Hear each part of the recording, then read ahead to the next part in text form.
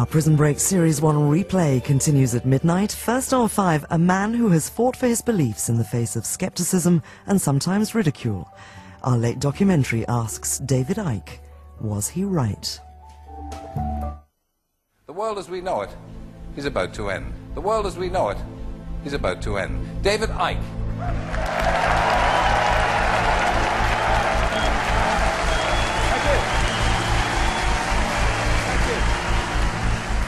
The greatest form of control is where you think you're free when you're being fundamentally manipulated and dictated to. One form of dictatorship is being in a prison cell and you can see the bars and touch them. The other one is sitting in a prison cell but you can't see the bars, so you think you're free. What the human race is suffering from is mass hypnosis. We are being hypnotized by people like this. Newsreaders, politicians, teachers, lecturers.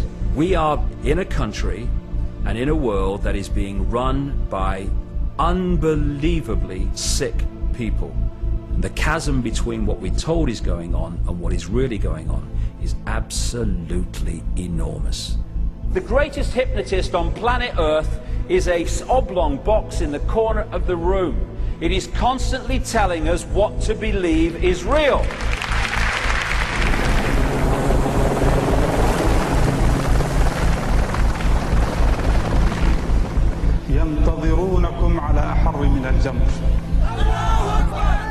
If you can persuade people that what they see with their eyes is what there is to see, you're gone. Because they'll laugh in the face of an explanation that portrays the bigger picture of what's happening. And they have.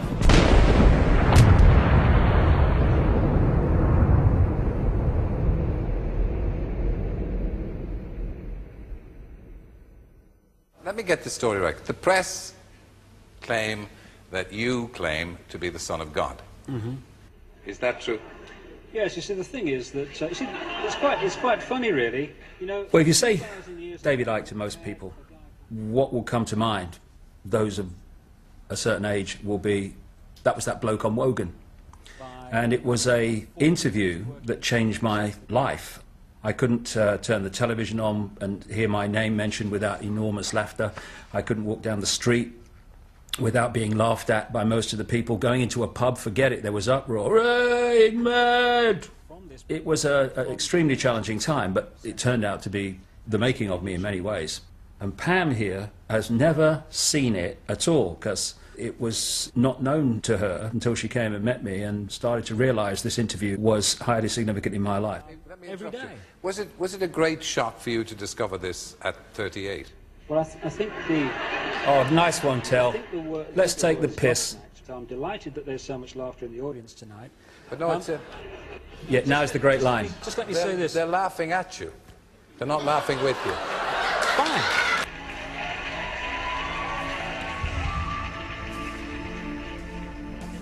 For me, watching that, I find it really painful to hear an audience laugh at anyone. There was something so powerful for me in watching what you were saying. It resonated true with me, and for people to laugh hurt me greatly. And these other energies have a frequency. I remember one day going out to fetch the washing in, and there was a camera outside filming you just getting the washing in off the line and bringing it in up to the house. And people shouting from the top of the scaffolding, "Oi, nutter," "Oi, Jesus," or "Where's your Bible," or whatever. Your family's this, your dad's mad, blah, blah, blah. Whatever the headline was that day, you know. You'd walk around and you'd hear laughing and stuff like that, and it got to the point where you realised that it was because of you knew that, you know. I can remember Gareth coming home one day and saying, some boy had said, "Your dad's mad." So Gareth said, "So's yours." And this boy said, "But you don't know my dad." And Gareth said, "Exactly." The hardest thing for me about the whole business that followed the Wogan show was the effect on my family. They were being laughed at, they were being ridiculed, they were being followed to school by journalists and stuff like that. But when I look at my kids now, not Jamie, he wasn't around at the time obviously, but Gareth and Kerry, They are what they are, as we all are, not despite what had happened to them and what they experienced, but because of it. What life tends to do is hide its greatest gifts and present them as your worst nightmare. The mass ridicule that I had as a result of the Wogan show set me free of the prison that most people live in, which is the fear of what other people think.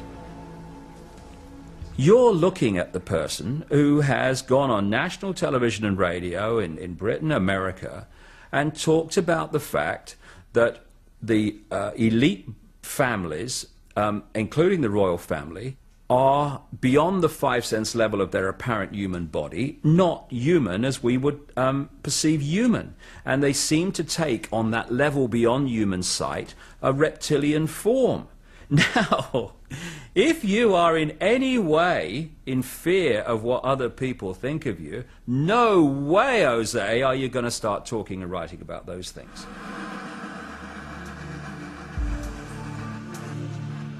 Let me say this. They're laughing at you.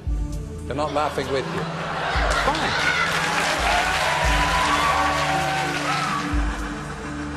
Laughing at you. They're not laughing with you. They're not laughing with you. Fine.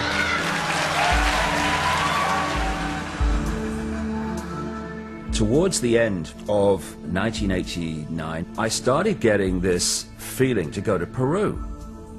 So purely on intuition, I got on a plane to Peru. I'm daydreaming, looking out the window. It's like a transit van thing with windows. Suddenly I saw this mound. And as I looked at the mound, all I got in my head was, come to me, come to me, come to me, come to me, over and over. I'm thinking, that mound's talking to me. What's happening? I walked up the mound, and when I got to the top, there was a circle of standing stones. And I walked to the center of this circle, and suddenly my feet started to burn. It's like I'm plugged into the mains. I mean, I'm kind of shaking. And then I heard this line go through my head really clear. First of all, they will be talking about this 100 years from now. And secondly, it will be over when you feel the rain.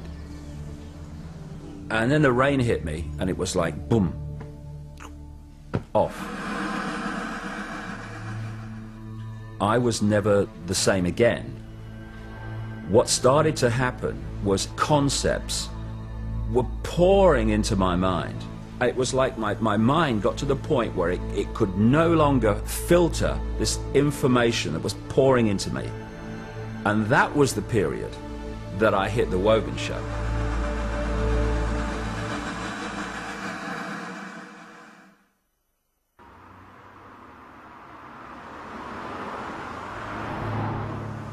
Happy birthday, darling. Thank you.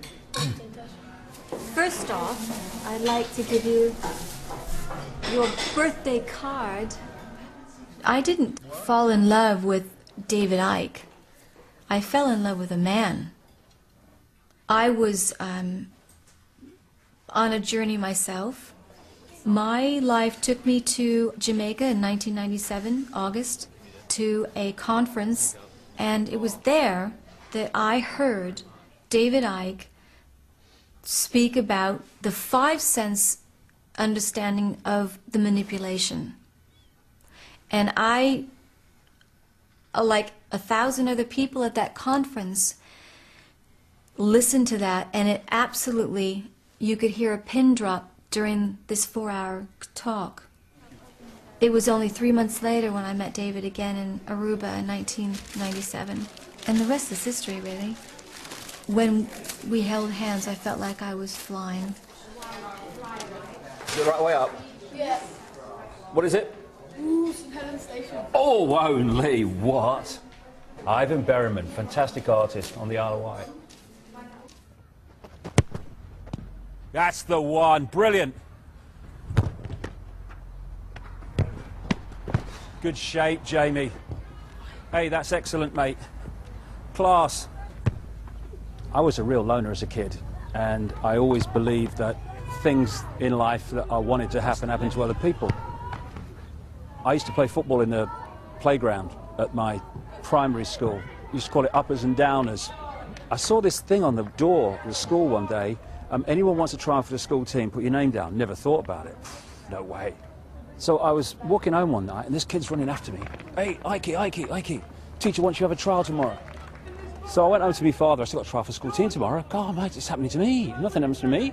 And I got in the team. I played in goal, and I did all right. Got seen by an Arsenal scout. And in the end, I signed for Coventry City. Smack it. Get it. Ooh. Unlucky. Anyway, and then 6 months after I became a footballer at Coventry, my left knee swelled up for no apparent reason. And that was the end of my football career. But I still love the game, and it's just been a wonderful thing for me. Amid all the other stuff that's gone in with my life, one of the great backbone balancing parts of it, grounding parts of it, has been coaching Jamie. And seeing a boy who knew nothing about goalkeeping at the age of 7 to become a really excellent, outstanding goalkeeper at the age of 13. All right, mate. All right, Jay. Well played, mate. Same again. Where's you going? Do you want a cup of tea, Lynn? A cup of coffee? They'll take 20 quid. You're on camera, then. I'm always being turned down by women. You never lose it. Is that the only pocket money you got? I know. Sad. This is Linda, who was my wife. What was it? 29 years, mate, wasn't it? It was. 29 years, and we're still best mates. And she runs the book company. You know, Lynn's been in on this from the start. She was here when I had my turquoise period and my transformation from sports presenter to whatever the hell I become. Yeah. A lot of people would be amazed that an ex-husband and wife are still best mates. That is something that I've had said to me many years. They don't, because it isn't the norm. The norm is that I wouldn't speak to him again and he wouldn't speak to me. That's people's reality. That's not our reality. We make our own reality. Yeah, see, the reality that we're coming from, and you know, I try to get across to people is, see, things like husband and wife. What is that? What is that? It's some label that at some point in history somebody decided it was going to be, okay, and that you can only have a close relationship with someone if you're husband and wife and you share the same bed. This is all bollocks. It's all programmed, tiny vision of possibility bollocks. It's what you are that matters, not what some label kind of tries to pin on you, isn't it?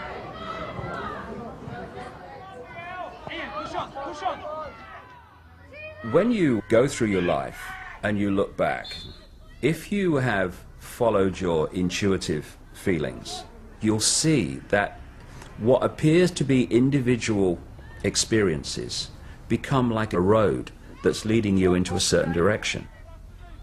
Certain things have led me to where I am now. I went into journalism, which gave me the ability to write simply. I went into television, which meant that when I came out with this stuff, it wouldn't just be completely ignored. So all these things, when I look back, are coincidences that actually are more than that. They've allowed me to get where I am now.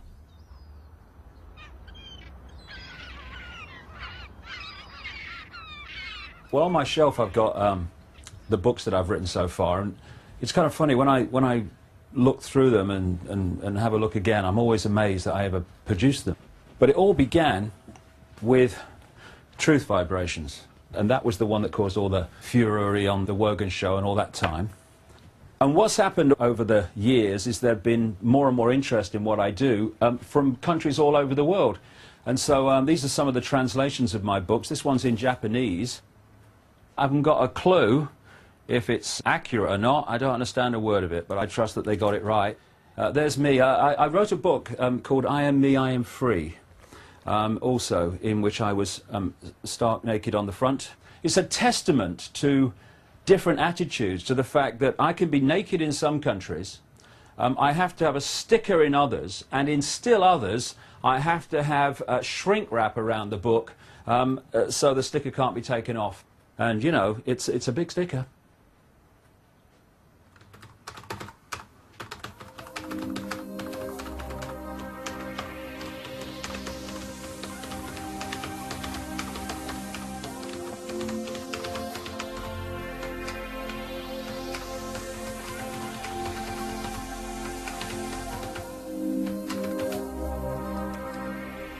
One of the main reasons that people are now looking at my books and what I'm saying in a vastly greater number than ever before is because so many of the things that I've written about over the years are now happening.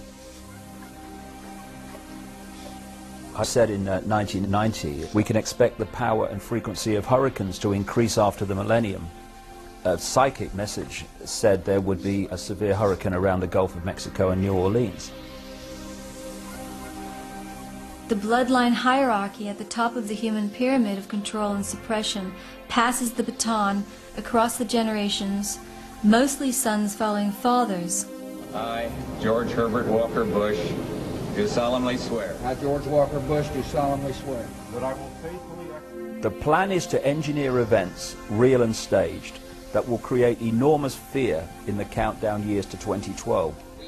This includes a plan to start a third world war, either by stimulating the Muslim world into a holy war against the West, or by using China to cause global conflict, maybe both. The years after the millennium will see gathering conflict all over the world, to the point where the United Nations will be overwhelmed. January the 20th, 2001. Don't be surprised if the United States finds itself in another manipulated war during this administration. You will see monsters being created in the public mind to justify such action. Between 2000 and 2002, the United States will suffer a major attack on a large city. We're going to be seeing some tape. Holy shit. Jesus!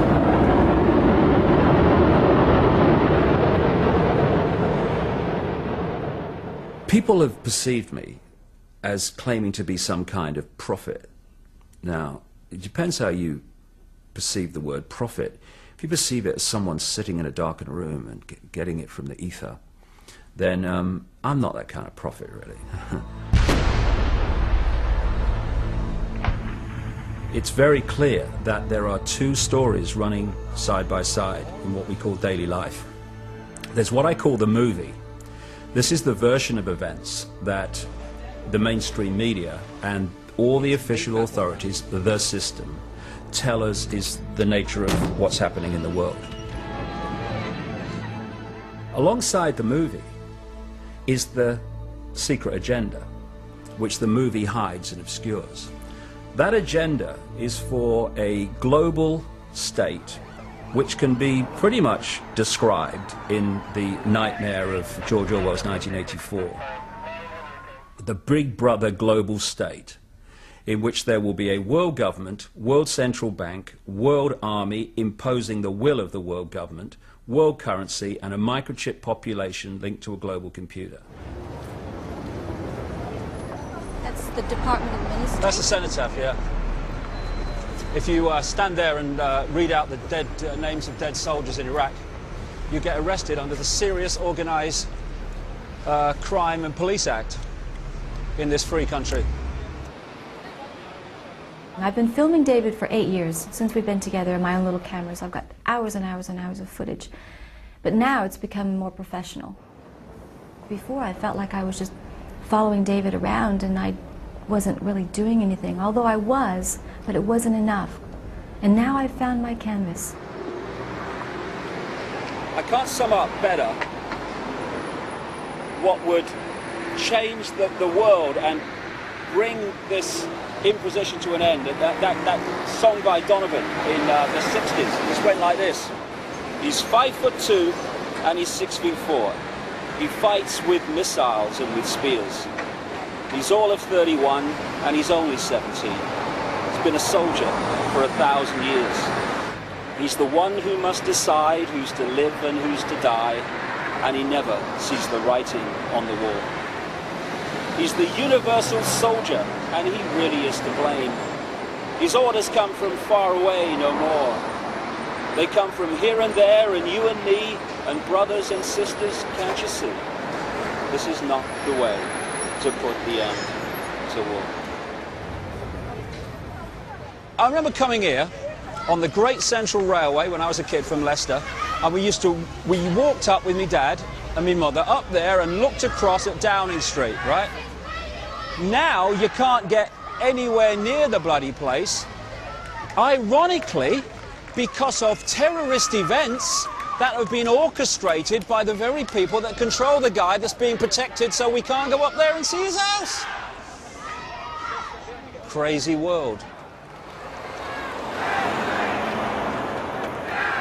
Okay, we're going to go see an extraordinary man who's been in Parliament Square since June the 2nd, 2001, protesting against the slaughter of children. And, you know, the commitment that he's shown is just unbelievable. So we'll go and see him.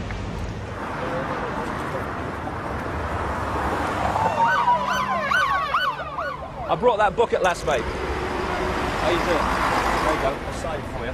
78 police, 78 police. See how they run, see how they run. They come to us in the dead of night, give us all a terrible fright, deprive us of our human rights. 78 police. When are we going to stop killing our kids, eh? Our kids. Well, we're going to stop killing our kids when people get off their arses and toss us like the guy who's just come past here and shouted, "When did you last have a job?" or words to that effect. Realise that the police state is not for people like you and people like me. It's for every bugger. I mean, you know, we get. Unclean! Unclean! Unclean! Hey!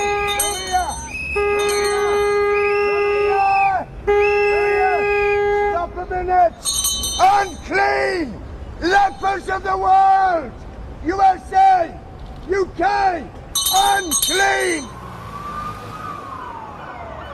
Why are you asking me if I have permission to film in a public place that my taxation pays for? David, it's all right. No, hold a second. Do you know something? There was a time when I thought I lived in a free country. Your children are going to have to live in the state you are policing into existence. And when it's too late, you'll go, oh my God, what were you doing, Daddy and Mummy, when the police state came into power? I was enforcing it, darling. Can I ask you to calm down, please? We've come over here, we're doing our job. Please, don't tell me what to do. You're not here to film us, are you? You're here to do whatever you're doing. Yeah, that one. If it's covered with CCTV cameras, what's the problem? Everyone's being watched, aren't they? I don't get. I'm not going to speak to you. No, I'm not going to speak to you because obviously you've got a bee in your bonnet about it, so I'll just leave it at that. I'm not going to get into it. It's a simple question. No, it's not an argument. It's a simple question. If CCTV cameras are everywhere, filming everyone here, what's the point of you coming down and saying what you're doing? You can see us, can't you? There's no answering. Really coming here. David, I've said what I was. Got no answering. Maybe it's me. Maybe it's me. But that presses my button. It really does. Because, you know, this is supposed to be a free country, supposedly, and you come, you get a camera out in an open public space, which our taxation has paid for, and they come up and start, what are you doing, what are you doing? If that was in Nazi Germany or China, it would be on the news, and the people in there will be going, see, that's confirmation, police state, human rights, no human rights in China. And all these other places. No human rights in Nazi Germany, and then they do the same, but because it's on the cover of freedom and democracy, it's all different. It's exactly the bloody same.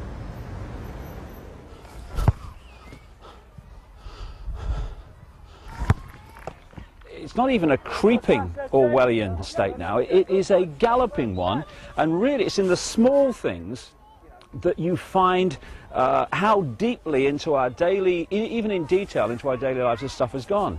Got to ask permission for this, got to ask permission for that, mustn't do that, all the time. I won't have it. Honestly, if people only just deep breath, take a step back, look at it again. The Orwellian state ain't coming, it's here. It's just a question of how deeply we go into it.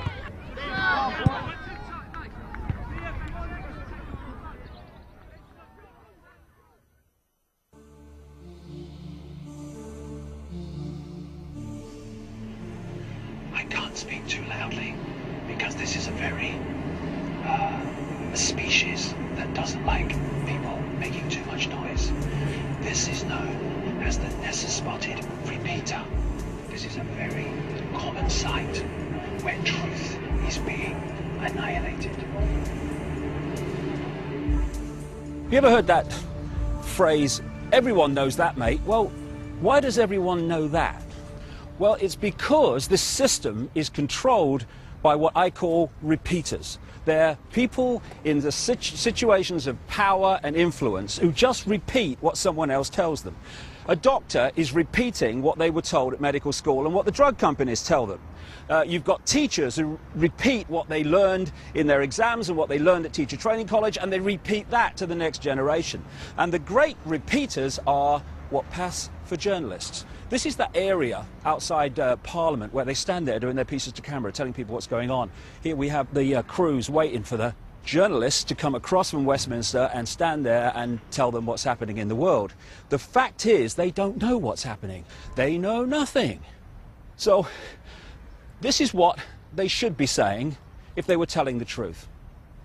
Now over to Westminster for the latest news from David Icke. Thank you, you. Well, I've got to be honest, mate, I haven't got a clue what's going on. I tell you what my job is, right? I wear a dark suit, not normally, but, you know, I'm playing here. And I'm come over from there, and I tell you what they've told me is going on. And I deliver it as if I know what's going on, and it's really true. I haven't got a clue if it's true. But they tell me, and they wouldn't lie, would they? I mean, would Tony Blair lie about what's really happening? Would George Bush, please? I'm a journalist, trust me.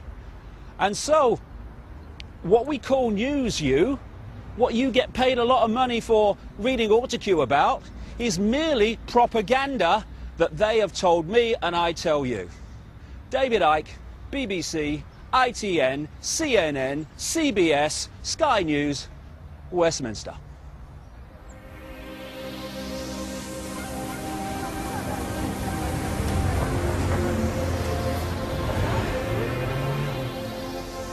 When I started researching the nature of this Orwellian manipulation, it became clear that there are a network of interbreeding bloodlines. What I call, and what they call themselves, the Illuminati, which comes from the illuminated ones, have come through history. And as people began to reject overt, in-your-face dictatorship, they became the people who ran the system. You can look at the Bush family, and they are absolutely Illuminati. As presidents of the United States go, Father George Bush, I mean not the idiot's son, but Father George Bush, is higher in the Illuminati than most of them. The British royal family are one of the Illuminati bloodlines. It's all about genetics to these people. They're like horse breeders. Diana basically called herself the Windsor's brood mare. She was brought into the web merely to be the vehicle to give birth to William. You look at Charles and you look at William, and there's very much a resemblance. But when you look at Harry,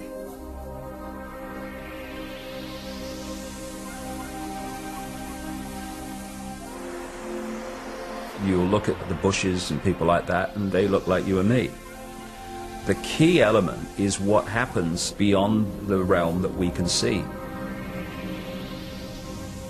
This is what the Illuminati bloodlines really are.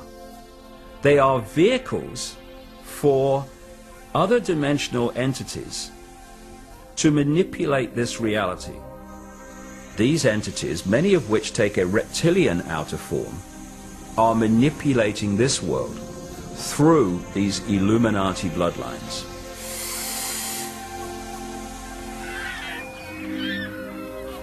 When I introduce something like these Illuminati bloodlines are based on a reptilian, non-human race, people find it fantastic. Of course it is, because it is so different from the reality and ways of the world that they have grown up believing in. The mainstream media, they want to report, because it's funny, that I am saying these bloodlines are reptilian. But when I'm talking about this stuff, when I try to get in more background, of course the media's going, oh no mate, can't talk about that, we need an early out at 27.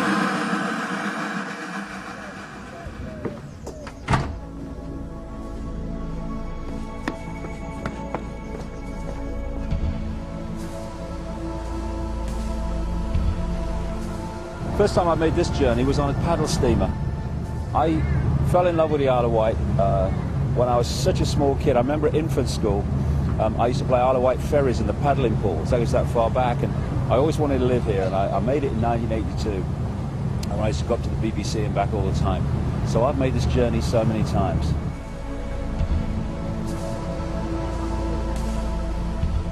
Because of the way that public perception of me has changed, I'm now getting the opportunity to really get information out into the public domain that's going to get a sympathetic hearing. I decided months ago, just intuitively, instinctively, that I wanted to talk in London. And we booked the Brixton Academy, not knowing what the interest would be. And the response was just incredible. The way it's going to be a sellout audience of in excess of 2,000 people. Nice to meet you. Where you come from? Sheffield. Sheffield. Crap, people looking for all over the place. Yeah. Okay, I'll see you later.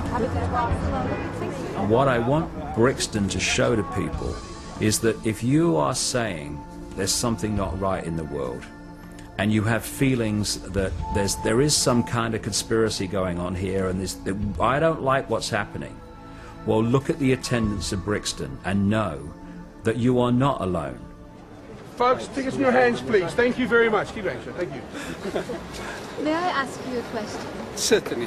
Why are you here? Why am I here? To try and get one or two answers. Such a complex thing. I feel that mankind is doomed, basically. So somebody ought to wake everyone up, and I think this is where David Icke is coming in. I think he's doing a fantastic job, and I mean that sincerely.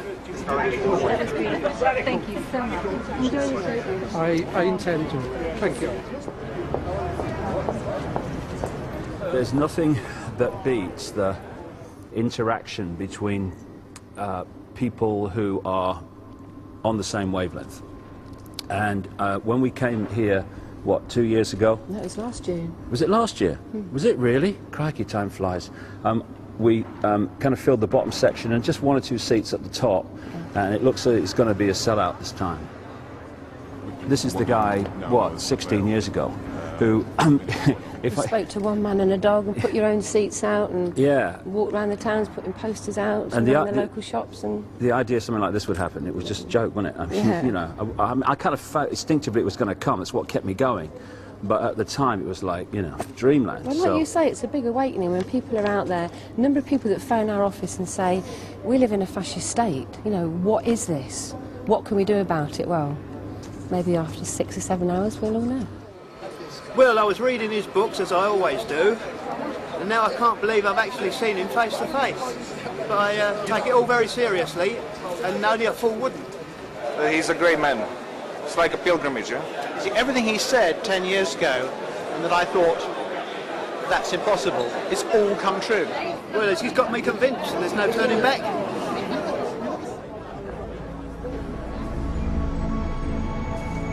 Hello and welcome everybody to the Brixton Academy. At this point I was going to come out with all sorts of words like how I've known David for 35 years and how he's given the last 15 to researching all that he writes and talks about. But to be quite honest with you, you've not come here to hear or see me, so there's no more to be said, and I would like to say welcome David Icke. Thank you. Thank you.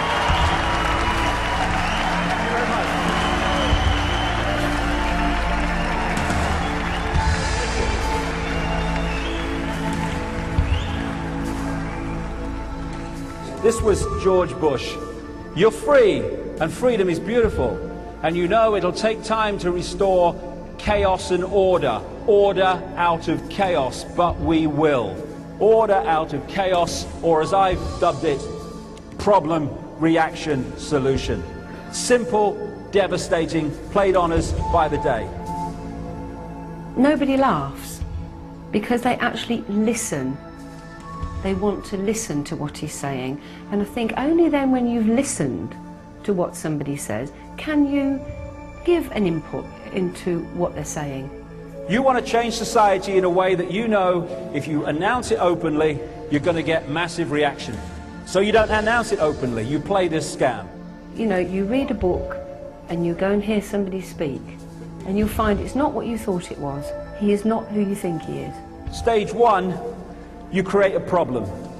Could be a terrorist event, could be a war, it could be a run on a currency, could be a bird flu. He's never said, you must believe what I say. I think he'll go out there and say, I'm not telling you to believe what I'm telling you now. I am passing on information that I have uncovered and gleaned over 15 years of research. Make of it what you will. I've just described 9/11, by the way. I was in a bar just after 9/11, and I was watching CNN live, and I saw Bush stand up and say, and I saw this plane hit the World Trade Center. And he said, this is word for word, he said, and I thought, what a terrible pilot. That's what he said.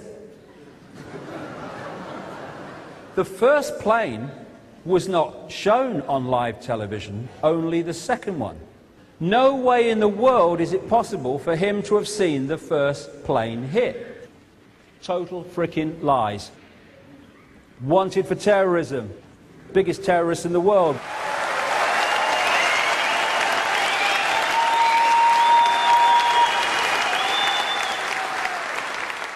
I've had the hands-on healing and I've had the acupuncture and I've still got verbal sodding diarrhea. I can't shift it. I can just keep talking. But if we come back in 1 hour and then we'll go into the last part, which is the most important.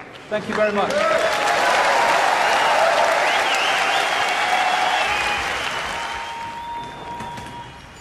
Oh, God. Oh, God.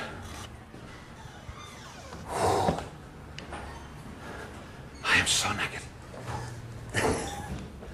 All right, mate. We've not met. Just grab a seat. Do you want a drink? Hello, guys. Hello, mate. How you doing, man? That is just. No, you're absolutely right. But seriously. No, I'm saying you're breaking my heart. Man, seriously, everyone out there loves you. Yeah. Loves you. You're so great, Dave, man. Seriously, you're doing so much for these people. Yeah. It's like. You are. Yeah, I'm choked, man. I just don't know how you do it. You rule, man. You rule. Cheers, mate. Do you need anything? All right, darling. I was just looking at my watch there. Actually, I wasn't looking at my watch for people to go, although I was looking at my watch because when did I come off? 1/2 past. I don't know, but I have to say that we are contracted here till 9. I came off at 6:30. I'll be back on at 7:30, so that will give me 2 hours. Not a minute over. Do I drop the reptilian thing and just concentrate on the last bit? Do you reckon? My gut feeling is yes, you do. Okay, but I mean, there's going to be people out there going, when the reptilian's coming on, you know what I mean? Well, but they've come in here and paid for a 7-hour talk, and that's what they're getting. yes, I have. Yeah, I'll go with the nature of reality. Okay, so that will allow work me on to. a 9:15 cut off. Yeah, that's an hour and 45 minutes. I'll do it. Yeah. Thank you.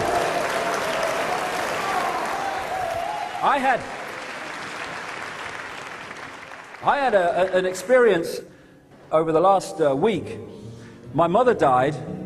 She was in her 80s, and I went up for the funeral.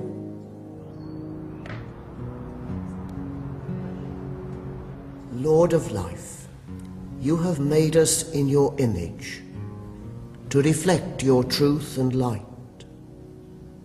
We give you thanks for Barbara, for the grace and mercy she received from you. First of all, I faced some challenges in my life, but getting through this is going to be one of the biggest.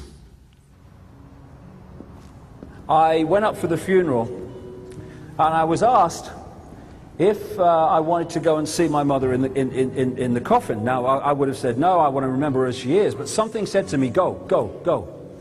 You know, I went down to see my mother, and she was lying in the coffin this morning. And next to her was that picture. And I looked at my mother in the coffin, and I looked at the picture. That had no life. That was full of life. That was my mother.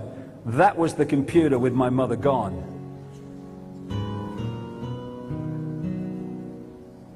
My mother's not in that coffin.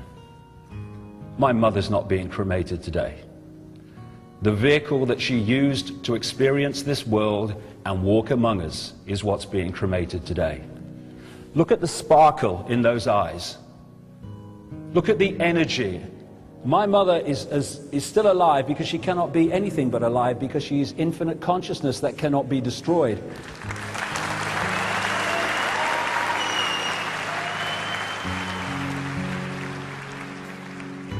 All that was my mother has simply left this tiny frequency range that our eyes can perceive and now exists on another.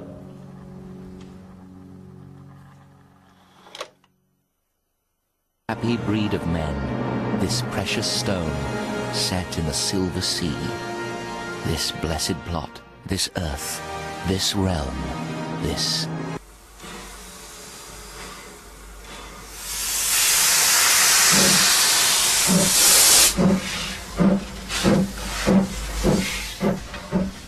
When I came to the Isle of Wight, I fell in love with the place originally because of the steam trains.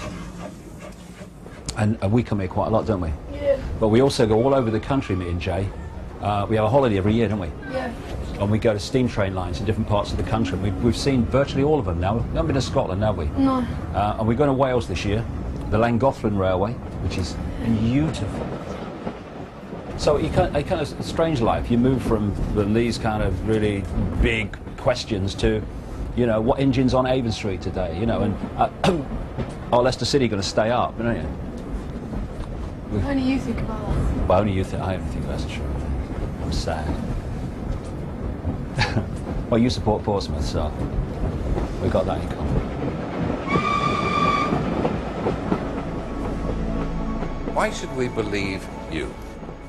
I am asking no one in this theatre, no one watching this programme, no one on this planet to believe a word of it. But why are you saying it then? Because the fundamental law of creation is that of free will. And I frankly don't care what anyone thinks. They have free will to make their own choices on what is said. I say wait and see. Ladies and gentlemen, David Icke. Thank you.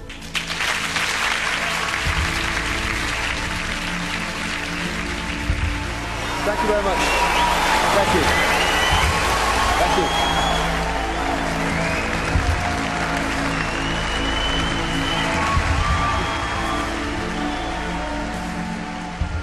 For every person in Brixton, there are vastly, vastly more people, thousands, millions around the world now, who are also in the same mode of thought that they are, in terms of wanting to know what's happening in the world, because the official versions of what's going on make absolutely no sense. Some of it's a little bit hard to swallow, but it's all the facts that are backed up. You know, there's evidence. A bit too much for the baby. He fell asleep. He got very excited, especially about the Illuminati. You know, as he says before, like 10 years ago you'd have got laughter at it, but now people are like, you know, he knows his stuff. He knows his stuff. That's powerful. Yeah? Yeah. Interesting. Yeah, I feel like I've died and gone to heaven. Great day. Well done, David. You enjoy it, Jay? Yeah, I watched the last hour and a half or so. Did you understand a lot of it in the end? Yeah. That's how you create a life that you want, mate. That's how you create a life you want. You do it from a young age and nothing's impossible, mate. You want it, you know it, you'll do it. It's comforting to me in a way, not least for my children. I remember my daughter Kerry saying to me, you know, Dad, one day I'm going to be able to walk down Union Street and I'm going to be able to say, my dad's not mad. Look at what he said, look at what is happening. He was right. We're now at a point where she's close to being able to say that. To see it come out the other side, it's like chains just breaking off. What they want to do is hold us where we've always been, in the eggshell. Hold us in this computer-level sense of reality we call the five senses, and disconnected from the infinite consciousness. They want to manipulate what is in our heads so that we see the world they want. The only truth is we are infinite consciousness. We are all that ever has been. Only when we know who we are can we know freedom. Not free of the next Blair Bush introduced law, not free of, but free. The Illuminati Orwellian state is not the immovable object. It's there because we're holding it there. When we choose not to, it'll crash.